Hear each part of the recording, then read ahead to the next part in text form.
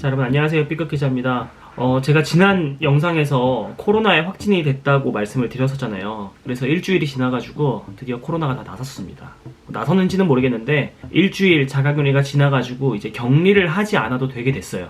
오미크론 코로나에 대해서 궁금해하시는 분들이 많은 것 같아가지고 코로나에 걸리면 증상이 어떤지, 또 코로나에 걸렸을 때 어떤 절차를 밟아야 하는지, 이런 것에 대해서 한번 얘기를 나눠볼게요. 먼저 오늘 얘기가 도움이 될 것 같다고 생각하신다면 구독과 좋아요 부탁드립니다. 먼저 첫 번째, 코로나인지 아닌지 어떻게 알죠? 제가 지금 걸린 게 감기 몸살일까요? 아니면 오미크론 코로나일까요? 라고 물어보시는 분들이 계실 거예요. 이거는 확실하게 말씀드릴 수 있어요. 딱 걸려보면 압니다. 감기, 몸살, 독감, 오한, 이런 다양한 몸의 질병들을 겪어보셨을 거예요. 딱 설명하기는 어려운데 달라요. 이게 감기, 몸살이랑 오미크론 코로나가 비슷하다는 것도 맞지만 그거랑은 좀 결이 달라. 저 같은 경우는 졸라 막 죽을 것 같이 아프고 막 그러진 않았어요. 막 죽도록 아픈 건 아닌데 분명히 몸살 감기랑은 달라요. 이제 이런 자가진단 키트, PCR 이런 걸 굳이 받지 않아도 이거 오미크론이다, 이거 코로나다, 딱 압니다. 그래서 조금 세부적으로 증상을 말씀드리면 이제 뭔가 몸이 이상하다고 느끼는 초반에는 열이 살짝 나는 것 같고요. 제가 체온계를 재봤을 때 37도 정도 나왔었어요. 그 다음에 머리가 좀 띵해요. 이건 초반 증상이야. 코는 막히는데 나 같은 경우는 비염이 없어서 그렇게 막히진 않았었거든요. 엄청 막히진 않았었거든요. 근데 우리 와이프 같은 경우는 비염이 있어가지고 코가 막혀서 고생을 많이 했어요. 그리고 대표적인 증상이 바로 인후통. 목이 졸라 아파요. 좀 심한 목감기 정도의 아픔이에요. 2009년도에 목감기를 진짜 세게 겪은 적이 있었거든요. 그때 목소리도 완전 가고 침 삼킬 때도 아프고 막 그랬었어. 약간 그 수준의 아픔이었어요. 침 삼킬 때 아프고 목 안에 계속 간질간질해서 기침 계속 나오고 목소리 가고, 아무튼 인후통이 제일 심하고 코 좀 막히고, 그리고 증상 초반에는 두통이랑 약간 조금 신열? 약간 이런 게 있다. 이 증상들을 모두 합해보면 몸살 감기랑 비슷하지. 근데 몸살 감기랑은 달라. 딱 보면 알아. 여러분이 걸려보면 아시면, 이게 궁금하면 걸려봐야 돼. 딱 걸리면은 이거는 감기 몸살이랑 다르다, 이게 느껴져요. 근데 걱정하실 필요는 없는 게 겁나 아프진 않았어요. 또 숨을 못 쉬겠거나 당장 약을 처방받으러 가야겠거나 약간 이 정도는 아니었어요. 먼저 초반에는 다양한 증상이 복합적으로 와요. 아까 말했던 것처럼 머리도 조금 아프고 띵하고 어지러운 것도 있고 코도 막히고 목도 아픈데, 그 모든 증상이 함께 왔던 거는 딱 하루였던 것 같고요. 이틀 3일로 지날수록 머리 아프거나 근육통이나 이런 건 없어지고 코랑 목 중심으로 와요. 근데 그 중에서도 코보다는 목이 좀 더 아프고요. 약간 아픈 위치가 어디냐면, 간질간질한 위치가 어디냐면 여기에서 한 3cm 정도 이 목을 3cm 정도 파고 들어가면 아픈 뭔가가 있을 것 같아요. 간질간질한 뭔가가 있어야 돼. 그거를 막 긁어내면 겁나 시원할 것 같은 느낌? 딱 요게요. 너무 간지러? 그게 한 3, 4일 차까지 가고요. 걸린 지 한 5일 차부터는 좀 안 아파요. 거의 안 아프고 목도 통증은 많이 없어져요. 근데 은근슬쩍 계속 간질간질한 게 아직도 남아있어. 지금 제가 걸리고 만 9일 차인데 아직도 요 근처 어딘가가 좀 간질간질해서 누르거나 또 잘 때 누워서 이렇게 있거나 하면은 조금 간질간질한 게 많이 남아있어요. 내가 원래 목소리가 되게 가늘고 가볍거든. 근데 목소리가 이렇게 잠기니까 조금 더 약간 섹시한 보이스가 되는 것 같은데. 한국경제TV 전유성입니다. 좀 더 약간 세련된 섹시한 느낌? 주변 사람, 가족들은 어떻게 하냐? 제가 그래서 증상이 있자마자 이 방에 갇혀 있었어요. 여기서 발생한 쓰레기도 바깥으로 안 내보내고, 그릇도 다 일회용 그릇, 일회용 숟가락 젓가락 쓰고, 만약 화장실을 가야 되거나 하면은 크림랩 장갑 끼고 볼일 본 다음에 소독약 같은 거 다 뿌리고 해봤어. 이게 안 걸릴 수가 없더라고. 일단 이 같은 공간에서 살다 보면은 결국 동선이 겹치고 같이 사는 사람은 걸릴 수밖에 없어요. 그래서 결국 우리 와이프도 내가 걸린 바로 그 다음날 확진이 됐어요. 어차피 걸릴 거면은 같이 걸린 게 낫습니다. 내가 걸려서 격리하고 와이프 걸려서 또 고생하면서 뭐 일주일 동안 격리하고 그러면 한 2주일 동안 같이 힘든 거잖아. 근데 그것보다는 우리 같은 경우는 하루 시차로 코로나가 걸렸으니까 오히려 좋았어. 아무리 유난을 떨고 아무리 막 내가 와이프를 감염 안 시키기 위해서 총력의 노력을 다 해봤지만 미안하지만 안 걸릴 수는 없었어요. 나도 코로나에 걸려보니까 좀 헷갈리는 게 있더라고. 이 절차가 어떻게 되는지가 중요해. 코 찌르고 입 안에 여기 이렇게 해가지고 면봉으로 긁어가지고 검사 받는 PCR 검사라고 하는데 그 PCR 검사를 잘 안 해줘요. 내가 막 검사 받고 싶다고 해서 함부로 가서 PCR 검사를 받을 수 있는 게 아니야. 그래서 절차가 어떻게 되냐, 이제 우리 같은 젊은 층 같은 경우는 이 자가진단 키트가 있어야 돼. 내가 뭔가 코로나 증상이 있는 것 같아. 내 코를 찔러가지고 2줄이 나와. 이렇게 이 키트에서 양성이 나와. 그럼 그걸 들고 보건소에 가서 PCR 검사를 받으면 그땐 무료야. 그러면은 PCR 검사를 받을 수 있고 비용도 무료예요. 내가 이 자가진단 키트를 안 해보고 그냥 PCR 검사를 받으러 간다? 그럼 비용을 겁나 비싸게 내야 돼.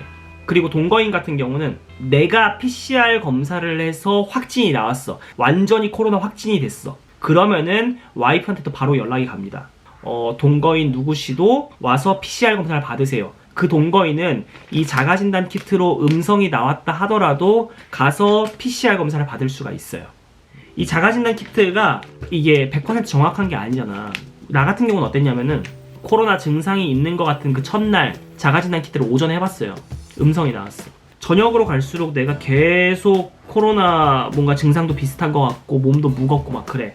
내가 두 번째는 자가진단 키트를 어떻게 했냐면 내 코에 이게 어디까지 들어가나 테스트를 해본다는 생각을 했어요. 내 코에 이게 여기까지 들어간다고? 라고 생각을 하면서 찌르니까 나오더라고. 진짜 그만큼 깊게 찔러야 됩니다. 제가 이번에 코로나를 겪으면서 느낀 거는 뭐였냐면요, 질병이 모든 사람들에게 공평하지 않다는 거예요. 경제력이 부족할수록 이 질병으로 인한 삶의 무게감은 훨씬 더 무거워집니다. 뭐 이런 병원 약국에서 파는 약, 또 뭐 자가진단 키트, 코로나 검사를 받고 나서 뭐 이런 것들을 사왔었어요. 그날 약국에서 쓴 것만 10만 원이었어. 그리고 우리 와이프가 코로나 걸린 다음에 약이 더 필요해서 더 샀지. 일단 약값만 15만 원 정도 들었어. 이제 정부에서 이 코로나 같은 경우는 무료로 이제 이런 처방약 같은 거 해줘요. 인터넷으로 검색해가지고 들어가서 비대면 진료 받고 하면은 이제 정부에서 우리 집 문 앞까지 약을 준대. 뭐 그런 의료 제도도 돼 있지. 근데 사람이 그렇잖아. 코로나라는 크리티컬한 질병에 걸리면은 사람들이 그런 거에 대해서 냉철한 판단을 못 해요. 이런 제도가 있으니까 내가 여기서 지금 약국 가서 약 안 사고 인터넷 들어가서 조제약 신청해가지고 거기서 약 무료로 타 먹어야지. 이렇게 냉철한 생각이 안 된다고. 왠지 내가 코로나에 걸린 것 같고 일단 혹시 모르니까 약국 가서 약을 뭐 엄청 많이 사놔야겠다. 이런 생각이 든다고. 이성적인 판단이 안 들어. 이 약이랑 진단 키트를 사는데 15만 원 정도가 들었는데 내가 뭐 엄청 돈이 많은 건 아니지만 결혼도 했고 멀쩡한 직장도 있고 뭐 15만 원 정도 쓰는 게 그렇게 무리는 아니지만 15만 원을 한 번에 약값으로 지출한다고 생각하니까 생각보다 부담이 되는 금액인 거야.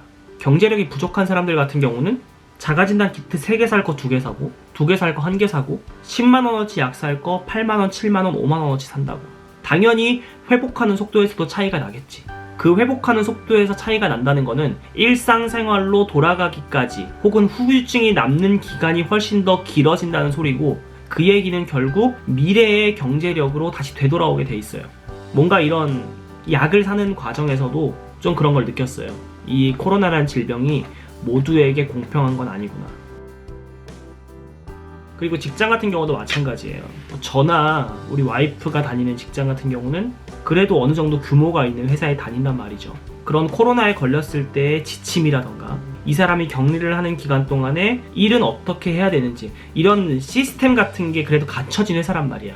그렇지 못한 직장들, 아무래도 소규모 기업 혹은 자영업자들, 내가 자영업자인데 내가 일을 안 하면 모든 생계가 멈춰버리는 이런 상황에 놓인 사람들은 내가 봤을 때 코로나에 걸렸다 하더라도 그 증상이 엄청 심하지만 않으면 나와서 일을 할 것 같아요. 또 사실 더 심각한 경우는 이런 거예요. 예를 들어서 아르바이트야. 어떤 단기 일용직에 근무를 하는 사람이야. 고용의 시스템이 불안정한 사람들, 내가 코로나에 걸렸다고 하더라도 말하기가 힘들어요. 회사에서 유급휴가를 주냐 안 주냐가 문제가 아니라 내가 일주일이라는 시간을 펑크내면 내 자리 자체가 사라져버리는 그런 직장들이 상당히 많거든. 뭐 일용직, 단기 아르바이트, 충분히 다른 아르바이트생으로 채워 넣을 수 있는 직종 같은 경우들, 이런 낮은 단계의 고용 환경에 처해 있는 사람들 같은 경우는 이 일주일이라는 격리 시간이 유급휴가를 주냐 안 주냐 그 문제가 아니라 이 사람의 일자리 자체가 사라지는 그 일주일이 될 수가 있어요. 물론 이제 정부에서 그래서 유급휴가가 주어지지 않는 사람들한테는 뭐 하루에 3만 원인가 얼마 정도를 생계 지원비로 지급을 한다고 하는데, 단순히 3만 원을 주느냐 5만 원을 주느냐 그 생계 지원비를 주냐 안 주냐의 문제가 아니라 누군가에게는 그 일주일이라는 시간 때문에 아슬아슬하게 유지되고 있던 본인의 직장 자체가 사라져버릴 수 있는 그런 부담이 될 수도 있다는 거지. 그래서 어떤 사람을 둘러싸고 있는 경제적인 상황, 그 사람의 고용 형태, 뭐 직장의 근무 형태, 이런 것에 따라서 코로나라는 질병이, 그리고 일주일이라는 회복 시간이 모든 사람에게 공평하지는 않다고 생각이 드는 거예요. 이런 약을 사는 것, 어떤 회사의 일이나 이런 것에 구애받지 않고 오롯이 일주일 동안 회복에 집중할 수 있었던 것, 이런 것들이 모두에게 주어지는 환경은 아닐 거라는 거, 그게 되게 마음 아팠어요. 뭐 아무튼 제가 느낀 코로나 후기는 여기까지입니다. 뭐 아무튼 여러분, 코로나 걸리지 마시고 다들 건강하게 생활하시고요. 만약 걸렸다 하더라도 너무 그렇게 죽을 만큼 아프진 않으니까 너무 걱정하지 마시고, 걸리신 분들은 모두 다 쾌차하시길 바라겠습니다. 그리고 마지막으로 구독과 좋아요 부탁드립니다.